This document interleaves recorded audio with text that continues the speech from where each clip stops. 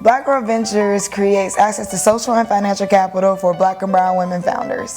There's lots of initiatives out there for minority founders, underrepresented founders. We specifically focus on Black and brown women. Another thing that makes us unique is that our event is specifically focused on access to capital. So it's like Shark Tank with an audience, except everyone's a shark. So everyone in the audience votes with their dollars. So you could come and pitch a 3-minute pitch and walk away with $2,000 for your business.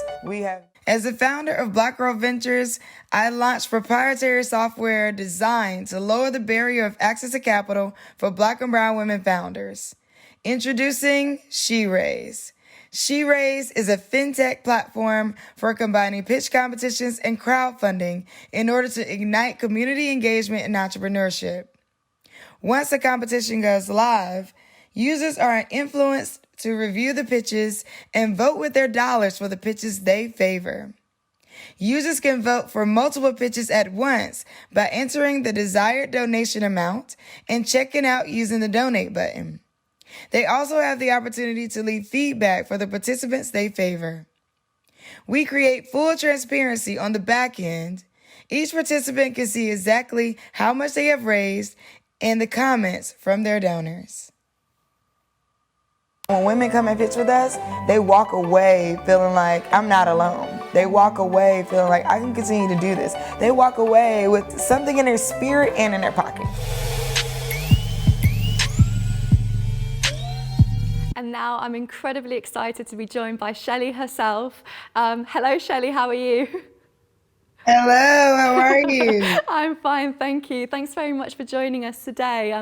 Really, really exciting things that you're working on at the moment. I'd like to delve into the problem that you're trying to solve first of all. Where are we now at the moment in terms of funding for Black women in tech? And what does the ecosystem look like at the moment? Yeah, great question. I think we were seeing, last year it was reported that we're closer to 2% for all women. The needle has not moved as much for Black women in particular. But, the thing about venture capital is it moves slow. And there's not as many deals as it looks like going out. We still have less than 50 Black women who have raised venture capital.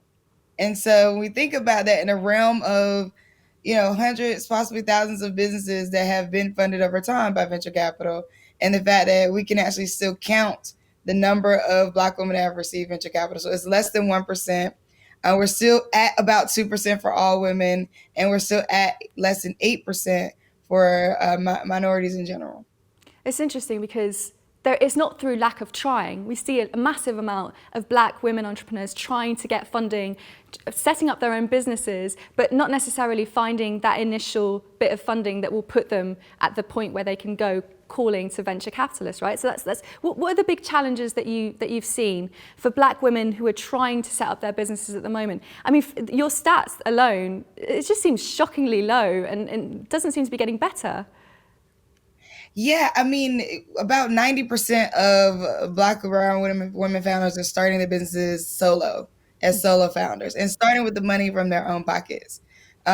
We see three main challenges that Black and brown women face, and that is a lack of access to influential networks, a lack of access to financial capital, and a lack of ability to hire. And I think that all of those go back to the social network. Mm-hmm. So who do you know? Who knows you? And how can we capitalize on those relationships? If you didn't go to school, if your parents didn't go to school with someone who went to a prestigious college, who is now the leader of this industry or this corporation, or working in this position, then how can we activate those relationships to be able to get further along with business? Do you think that things have gotten a little bit better during the pandemic? Because obviously now you've got that sort of push towards doing things online. You don't have those old boys clubs of, golf clubs and, people going to different areas where other people wouldn't be able to access them. Do you think things have gotten better, or is it even harder for women trying to get in? Yeah, I think time will tell, right? We won't be able to see the results of this for another 3 to 5 years. I think that as a result of the murder of George Floyd, we've seen a lot of venture firms and corporations and organizations in general, and just people really saying like, wow, we want to get in. We want to make sure that everybody feels like they have a place in growing their business and just feeling more equitable and feeling like they belong in the world. And so I think that that is going to create a massive amount of change, but we won't know until about 3 to 5 years from now when we can look back and say, wow, did that do anything? Did all of these announcements actually move the needle? Well, that's the I would problem, say isn't like, it? Yeah, because you don't really yeah, know that if they're going to act on it. There's a lot of talk, but is there a lot of action? That's the question. well, I think the organizations that have come to us and the corporations that have come to us, I do feel like they are being genuine about what they're saying they're going to do. We have people like Visa, Warby Parker, even some alcohol brands like Vogue, Clico. I think we are seeing them double down, like Kim Crawford Wines. They're getting in and they're saying, "Hey, we want to be on this journey long term," and so we're multi-year commitments in their efforts is what I'm looking for to see, like who is really going to help push the needle forward for Black and brown women founders. Yeah, that makes sense. I saw a stat out there about VC diversity as well, which seems to be part of the puzzle that's missing here. They have a diversity problem of their own. Women make up just 27% of the venture capital industry and only 18% of investment level roles. But when you break it down even further, the percentage of Black women in VCs is even smaller. I mean, how much responsibility do you think the investment community has to make changes, to improve matters on their side too? A lot of responsibility. I think it's time for more transparency in the firms and who they're funding and who they're allowing in. I mean, listen, we say it's a numbers issue, right? Like, oh, it's the numbers. Like in terms of like, oh, well, we need more women, or we don't have enough like people with viable ideas. I mean, if it is truly, it can't be a numbers issue, right? Like we know that Black women are starting businesses 6 times the national average in the U.S. We know that all the numbers say that if you have women on your board, your company is more successful. If you have diverse teams, your company is more successful. And so I would think about, I would urge VC firms out there and just people in general to think about that in a way that is like, if it is about the numbers, if we look at the numbers, then we should be diversifying. And I'm looking forward to the day when diversity goes back to a strategy for increasing capital and growing a company and really thriving versus kind of like a social thing to do. Like we should be doing it already. It should be a thing that's built in, innate to our integrity and our Yeah. fabric of building companies. I agree, and I'm sure you've been in the same situation as me. I've sat in meeting rooms with a bunch of, white middle-aged men who have said, we just want to promote the right person. It's hard to change. We don't want to make people feel like they're a number when we're promoting Black women or people from diverse backgrounds. It seems like a massive excuse, and it's been going on for the last 10 years or so. I mean, do you have any advice for people who are in that situation going, actually, how can you change your organization to actually move on those principles and say, you've got the evidence, we know that organizations that are more diverse are more successful. How do you make that leap from being, theory to actually making the difference and changing things yourself? That's such a great question. And I think that is something that a lot of companies out there are wondering. And it's hard because right now, if they're reacting, it does look like, hey, why weren't you thinking this all along? You had the power to change. Why didn't you? I think that some things that could be deeper than just going out and bringing on a person, which you should do that, but baking it into everything that you do. Going back to look at your company culture, going back to look at your some of your like what you consider your everyday practices, your hiring practices in general, and just asking yourself different questions. Like, what am I thinking about from the beginning of building this product? What am I thinking about from the beginning of this hiring process? How am I thinking about inclusion and equity? Even when it comes to gender, like how am I thinking about the restrooms? How am I thinking about what temperature it is in the office? How am I thinking about? So there's like all these different ways to think about equity from the onset, and just start. I think like it could be the case that it may not fall in the right place because it will look reactionary if you do it right now. Yeah. But just start. Like, don't not start because then you'll never get there. So just start somewhere. Work with groups of people who are diverse. Bring in diverse leaders and talent. Have open conversations with people without being too taxing on asking them what you should do. Create advisory boards. So I've been advising, giving this advice to a few companies that came to us. Create small advisory boards with the capacity to be able to inform you on some of the next steps to take. Yeah, and we have a really eager community of people watching, and I've got a couple of questions that I'd like to ask you from them, mainly very practical questions. So, because you see a lot of pictures, you see a lot of people that come with great ideas to the table, what are the top 3 things that you would look for if someone were pitching to you as part of the Black Girl Ventures chapters? Expertise in the way that you can speak about what you're doing. I mean, pitches are really basic in its foundation, right? It is, what is it, why do I care, and why you for it, right? And you want to be able to paint that picture really, really clearly. It's also, how big is the idea? Like, how big can it grow? So sometimes I ask founders, like, if I gave you 10,000 customers today, what would that look like? And are you thinking that big? Because as an investor, you're going to want to put that money in and you want to get that money out. And you're going to want to know if that founder can think that big. And sometimes that's a hiccup when it comes to raising capital. Yeah, I can imagine. If you wanted to break into VC, so someone's specifically asking about that, what would you suggest that they start learning? Because I can imagine there's a lot of people out there that go, I want to start to be that change. I want to get into the investment community and become one of those people who are able to support entrepreneurs.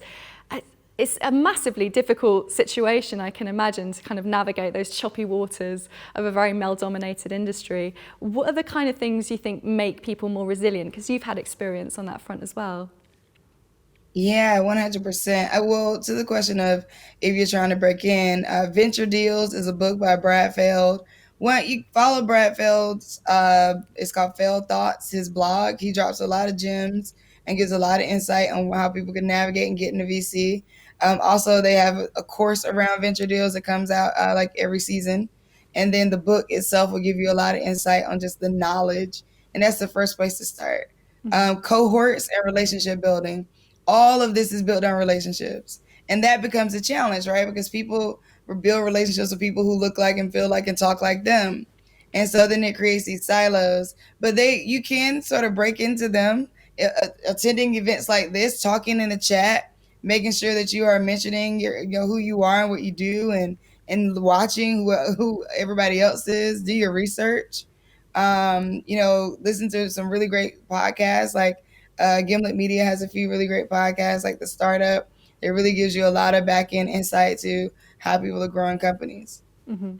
And so I was really interested to see the information about SheRaise. Could you tell us a bit more? We've got a few, obviously, very interested VCs, entrepreneurs, people who could be wanting to get involved in this. But tell us a bit more about what it's about and how viewers could get engaged in that kind of venture.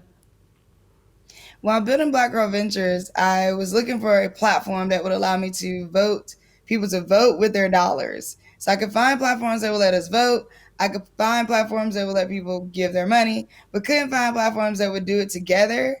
I also couldn't find platforms that would let people do it together in a pitch competition sense and give all the transparency on the back end that the pitch participants needed. Right now, accelerators and incubators are managing their demo days or their pitch nights all on their own.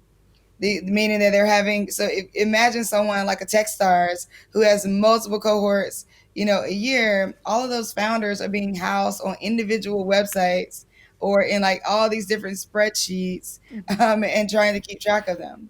And so because we do so many pitch competitions a year, we do 7 or 8, I came up with this solution to manage that competition. Also, externally, our pitch competition is all about like getting consumer feedback and traction. And so this gives the founder an opportunity to have people look at what they're doing, make comments, also connect with their websites, buy their products directly.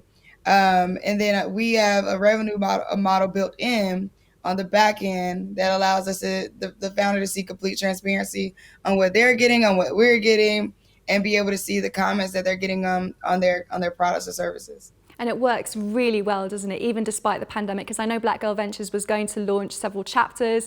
That obviously didn't happen in person, but now you can do it online and you can get involved really well. It seems to have transferred over seamlessly, hasn't it?